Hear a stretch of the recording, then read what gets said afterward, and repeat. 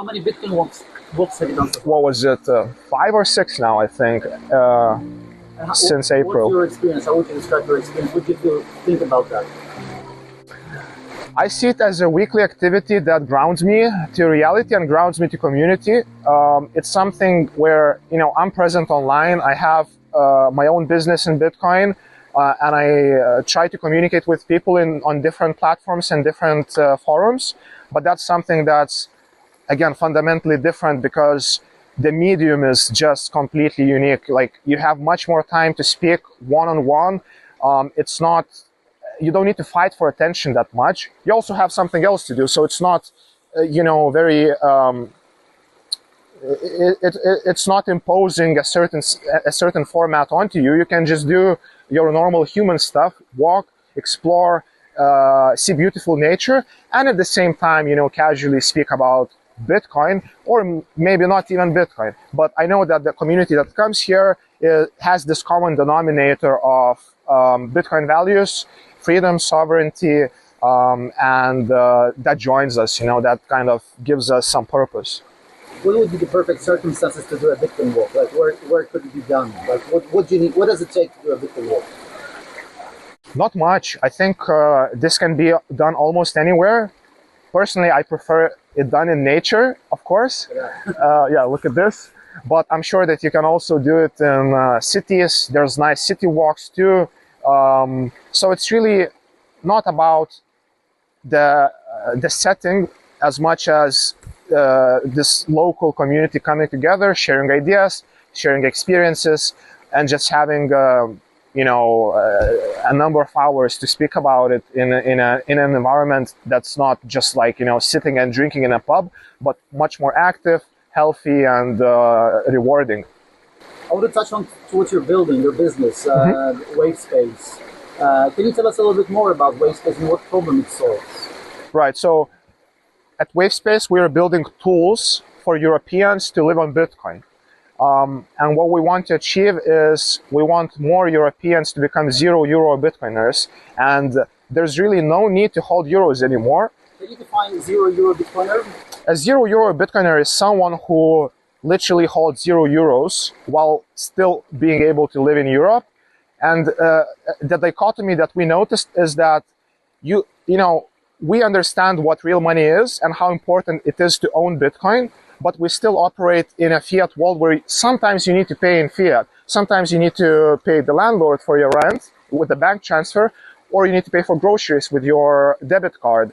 And of course, I agree that like the end game would be nice where everybody just accepts Bitcoin and you can easily send it through Lightning or eCash. But in those cases where you're not able to do that, we come in with our tools as a bridge between your self-custodial stack of wealth and your everyday life. So we have tools like Bitcoin to wallet connection that allows you to buy or sell Bitcoin between your own bank and your self-custodial wallet. You don't need to hold funds on exchanges. We are all about self-custody. Your key is your Bitcoin. And then we also have another product, which is a Bitcoin debit card that you can spend Bitcoin with. And that's a Visa card that is accepted globally, anywhere. You can pay with it anytime. You can put it on your mobile and just, go tap it. It's selling Bitcoin on the spot at the last second possible when you make a transaction. So that's essentially an alternative to all those merchants that don't accept Bitcoin, allowing you to already convert even your disposable income into Bitcoin and just live on it. Is it just European market or any more? Currently it's EEA, so it's European Union plus a couple of other countries that are contracted states. So a person who signs up, I know signed up for that, you get your IBAN with that as well, right? Exactly. You get your IBAN in your own name, and that's, I think, one of the unique points that we deliver, where when you are buying Bitcoin, what it looks like from your main bank's perspective is you simply are sending euros to another bank account of yours in your own name, where behind the scenes, you're actually buying Bitcoin into your self-custodial wallet. So your bank doesn't see that you're even doing crypto, Very different to buying anything from like Bitcoin from Coinbase or Kraken. Exactly. That's one of the biggest problems that we saw ourselves as users, where I want to, for example, liquidate some of the Bitcoin to fund a purchase, and I'm selling on Kraken. When I withdraw it, it shows up as a withdrawal from Kraken, and my bank freezes that money and asking me a bunch of questions, which is something that is not nice. And a lot of Bitcoiners are trying to find banks that don't impose these restrictions. What we do is we just give you your own IBAN, so you don't even need to think about it. When you sell Bitcoin, you receive euros from another bank account in your own name, and that simplifies lives for a lot of people in Europe. Okay, what are the costs of using wave.space? So we have a single transparent fee of 1%, regardless of how you convert Bitcoin. So whether you do it from wallet to bank, or whether you're just using your Wave card to tap it in shops, you just pay 1% to go from euro to Bitcoin or from Bitcoin to euro, and that's it. 1%. Yeah. Very, very solid. Very good. In terms of card, for example, that's one of the best rates in the market. You have someone like Coinbase that's charging like 3% plus crazy hidden spreads, and also foreign exchange fees. Yeah. Foreign exchange fees is something that no one thinks about, but if you are transacting in non-euro currencies when you travel around, and we know that Bitcoiners love to travel, you would be paying additional fees. So it ends up being like 6%. And we have no FX fees, simple 1% conversion. That's it. That's, I think, one of the best cards in the market right now. So the product is already out there. It's already working. When did you launch? We launched in January, basically, to our external people. 4 months, like a quarter in, pretty much. Yeah. Amazing. Can you tell us a little more about your growth so far and what's coming? What's in the roadmap? Right. So it's 3 of us co-founders. We've just launched it, as I said, in January, and we've been growing organically, essentially through being in those communities and speaking with people that are into Lightning, into Bitcoin. So it's basically word of mouth. We have a few hundred customers so far, and what's next for us is basically Lightning integration, because we want to make this flow from your wallet to bank instant.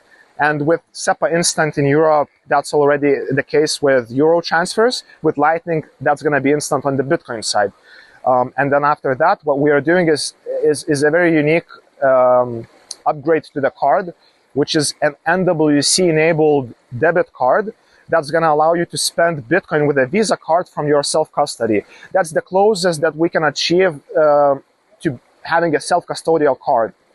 And the way it works is that basically you set a small spending threshold that's custodial on your debit card, and then you connect your Lightning wallet through NWC, which means that whenever you spend Bitcoin and you go under that threshold with your Visa card, it's getting refilled straight from your self-custody.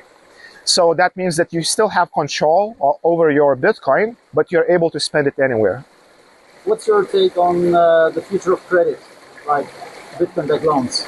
Yeah, I think that's a very important part for Bitcoiners that we're also, we want to unlock in the next months, maybe over summer, because we want to essentially have a Bitcoin banking experience that's not only on par with the custodial providers like centralized exchanges, but also just generally with your traditional finance and the banking needs you might need. So we know that there's a portion of Bitcoiners that don't want to sell Bitcoin, and they actually want to borrow against it, so they still get the appreciation, right, and they can refinance it.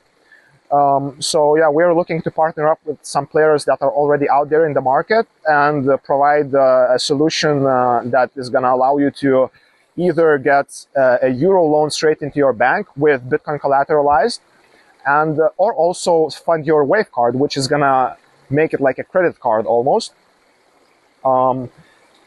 And I think that's a very crucial and important part to make this a full banking suite. You know, you have spending, you have exchange, you have loans, and also we will add the rewards at some point too, which is going to allow you to earn sats, stack sats by just purchasing stuff online.